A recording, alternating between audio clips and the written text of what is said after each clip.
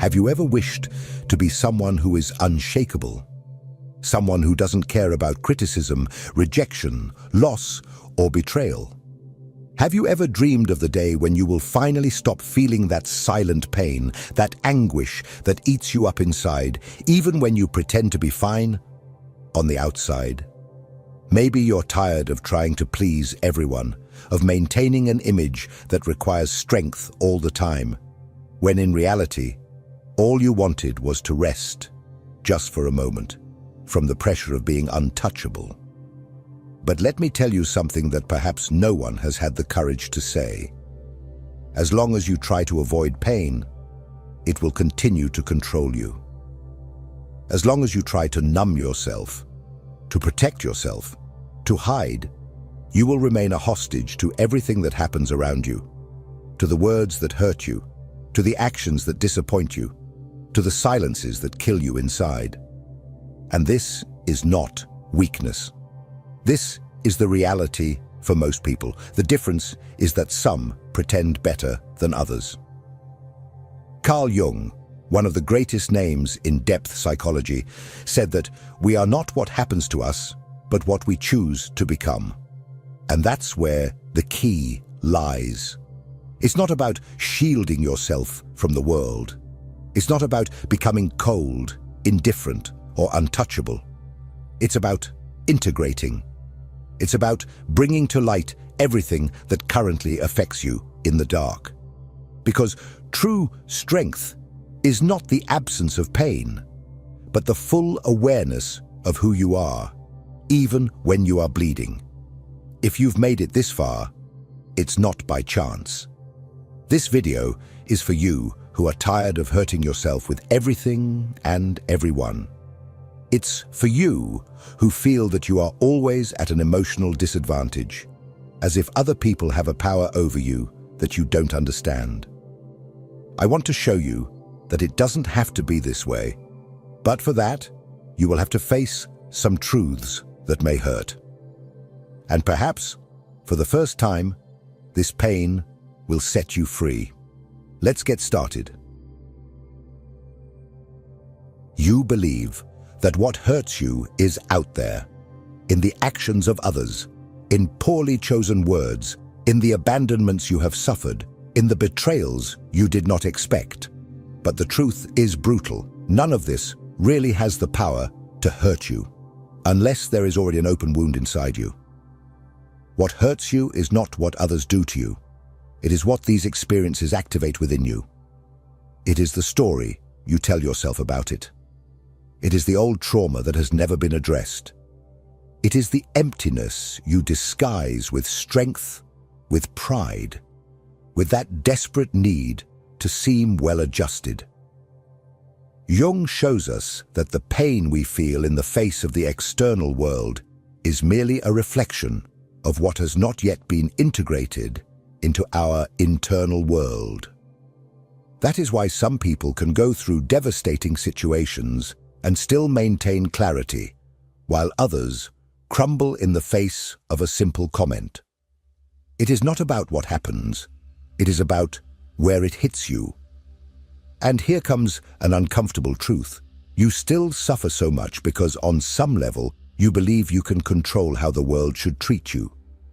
You are still trying to be good enough, smart enough, strong enough, understanding enough, as if that guarantees that no one will hurt you.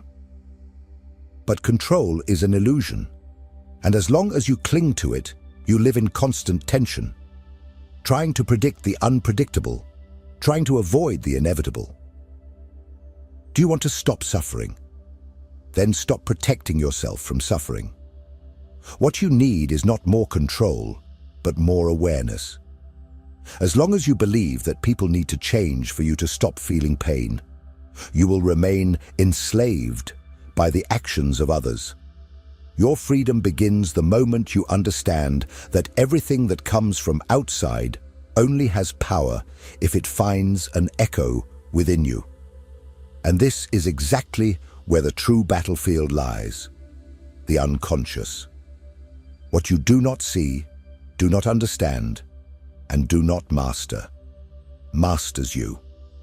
And this is what we will explore in the next part. Get ready to dive one level deeper, because that is where true transformation begins. If this content is making sense to you, click the subscribe button and subscribe to the channel. Thank you for your support. The biggest lie you've been told is that you are in control of your life. Wake up, because you're not. At least, not as long as you continue living on autopilot, reacting without knowing why, feeling without understanding where it comes from, making decisions that you later sabotage. Carl Jung made this clear when he said, "Until you make the unconscious conscious, it will direct your life, and you will call it fate." And that is exactly what is happening to you right now. The pain you feel, the anger that explodes out of nowhere, the sadness that invades you without explanation. None of this is random. They are messages coming from parts of you that have been forgotten, ignored, repressed. Jung referred to this dark territory as the unconscious. And it is not just a cloud of vague thoughts. It is an active force, an entire system of memories, traumas, desires, and fears that you do not want to face, but that continue to decide what you feel and how you act. You wonder why certain words destroy you while other people don't care. Because those words touch sensitive points within you that are still alive. And if they are alive, it is because you have never confronted them. You have only pushed them under the psychological rug, and now you keep tripping over them. Jung said, "We cannot change anything until we accept it. Condemnation does not liberate, it oppresses." And what have you been doing? Judging yourself, repressing yourself, silencing yourself, as if that would solve anything. The truth is that the unconscious does not disappear just because you ignore it. It only finds more dangerous ways to manifest. In toxic relationships that you repeat, in patterns of self-sabotage that you cannot break, in anxieties and fears that arise when everything seems to be going well. This is not bad luck. It is your unconscious trying to wake you up, but you insist on sleeping. Do you want to be someone who is no longer hurt? Then stop running away from what is inside you, because as long as you do not know your unconscious, you will be a puppet of your emotions. And the more you try to protect yourself from external pain, the more vulnerable you become to internal pain. But there is a way out, and it is not in defending yourself. It is in integrating yourself. Because becoming untouchable is not an act of resistance, it is an act of deep knowledge. This is what we will see next. What does it truly mean to be someone who is unshaken? And why does this strength not come from armor, but from acceptance? Let's continue. Most people believe that the only way to avoid getting hurt is by closing themselves off. They build walls, create masks, develop emotional armor, and pretend that nothing affects them. They say, "I don't care anymore, I couldn't care less, nothing gets to me." But inside, they continue to bleed. They keep corroding. Because the problem was never about feeling. The problem is not knowing what you are feeling and why. And this only happens to those who do not yet know themselves. Jung was precise when he stated, "Know all the theories, master all the techniques, but when touching a human soul, be just another human soul." And that human soul you insist on hiding behind a strong, invulnerable, controlled character. It is screaming to be seen. Becoming emotionally strong has nothing to do with being cold. It has nothing to do with ignoring pain, avoiding conflict, or pretending not to care. It has to do with integrating, with accepting, with bringing to light everything you have buried in the dark. You do not become untouchable by creating a barrier between yourself and the world. You become untouchable when you realize that no one can touch what has already been embraced within you. When you integrate your shadows, your fears, your flaws, your insecurities, you stop reacting to everything. You observe, you choose. You are no longer an emotional puppet, and that is true freedom. Jung called this individuation, the process of becoming who you really are, not what others expect of you, not what you thought you should be to be accepted, but what emerges from within, from the meeting of light and shadow, between ego and unconscious. Individuation is not a process of perfection, Jung said, but of integration. You do not need to become a better person. You just need to become whole. And here is the secret that no one told you. The more you run from pain, the more it chases you. The more you try not to be affected, the more fragile you become. But when you face your own wounds, when you accept who you are, with all that is beautiful and ugly, noble and shameful, nothing outside has the power to dismantle you. However, this path requires courage. Courage to look within. Courage to abandon the masks. Courage to feel. Because it is precisely in pain that the key to transformation is hidden. And that is what we will discover in the next part. How suffering, far from being an enemy, can become the gateway to your true strength. Let's dive deeper, and this time, without fear. You learned to hate pain. Since you were little, you were taught that suffering is a sign of weakness, that crying is a waste of time, that feeling too much makes you vulnerable, and so you began to run, to avoid, to deny. But the more you flee from suffering, the more it chases you. And the worst part, it changes form. It disguises itself as anxiety, anger, apathy, boredom, self-destructive impulses that you don't even understand where they come from. Ignored pain does not disappear. It just digs tunnels inside you until one day, without warning, everything collapses. Jung saw suffering in a completely different way. He believed that pain was the messenger of the soul, the alarm of the unconscious, the language that the self, what you are in your entirety, uses to get your attention. He said, "Depression is like a lady in black. If she appears, don't push her away. Invite her to sit down, offer her a coffee, and listen to what she has to say. But you don't listen. You silence yourself, distract yourself, keep yourself busy, numb yourself. You do everything to avoid looking at what really matters. What is this pain trying to show you? The truth is that suffering only hurts so much because you are still at war with yourself. There is still a part of you wanting to grow and another part wanting to keep everything as it is. There is something inside you that cries out for transformation, but your ego, accustomed to control, tries to suffocate that call. And it is in this friction that pain is born. Because change hurts, growth hurts. Letting go of old beliefs, cutting toxic ties, allowing what no longer serves you to die. All of this is a mourning, an internal process of death and rebirth. But it is precisely in this space of ruin that something new can be born.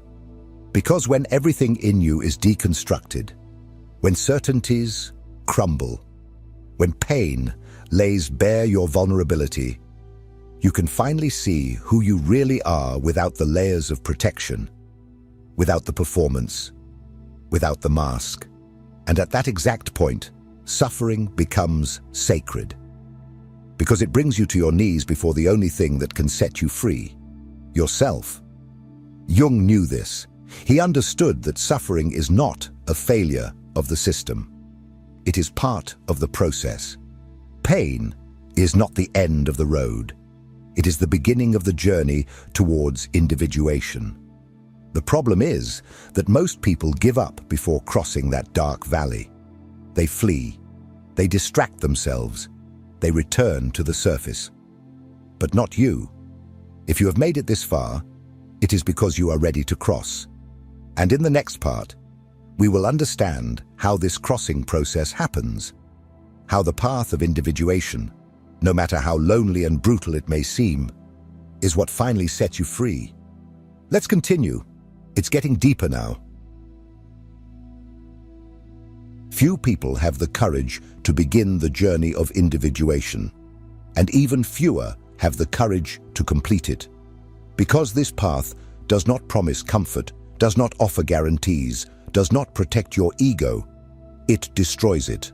Jung referred to individuation as a process of becoming who you are. But this means, above all, unlearning what you think you are. And that hurts more than any external rejection, because you start to realize that much of what defined you until now was an illusion. You are not your achievements. You are not your traumas. You are not the image you constructed to be loved, respected, or admired. All of this was what you created to survive.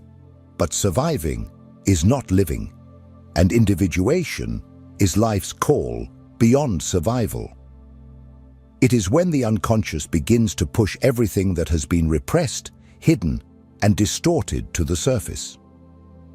Individuation requires the dissolution of the persona, Jung wrote, for it is merely a mask of collective convenience. In other words, you will need to tear off your own skin to discover what lies beneath. It is in this process that you begin to become untouchable. Not because nothing affects you anymore, but because you have already gone through the fire. You have faced your monsters. You have looked into the eyes of your shame, your neediness, your anger, and said, "I see you, and you no longer control me." It is this internal clarity, this lucidity in the face of your own darkness, that gives you a strength that does not depend on approval, recognition, or control. You no longer need to be loved by everyone. You no longer need to win every argument. You no longer need to appear strong, because you know who you are, and no one can take that away from you. True emotional armor is not a shell, it is a core. It is the integration of all your parts into a center of consciousness that remains unshaken in the face of storms. You may feel pain, but it does not break you. You may be hurt, but you do not lose yourself, because you have stopped being reactive and have become whole. You have stopped living on the surface and have begun to inhabit the depths. However, this depth comes at a price: loneliness. Not because you will be alone, but because few people can accompany you on this journey. Most are still trapped on the surface, in masks, in the fear of feeling. And when you begin to free yourself, you inevitably distance yourself. But this distancing is not rejection. It is maturation. You do not distance yourself out of pride. You distance yourself because you no longer fit where you once hid. And this brings us to the final point of this journey: consciousness as a shield. Because it is not strength that protects you. It is clarity. This is what we will discuss in the last part. Consciousness as the only state in which nothing, absolutely nothing, has more power over you. Let's finish this crossing together. We are almost there. Now that you've made it this far, there is something that needs to be said very clearly. Nothing, absolutely nothing, will shield you from external suffering if you remain unconscious of what happens within you. The words will continue to hurt. The rejections will continue to sting.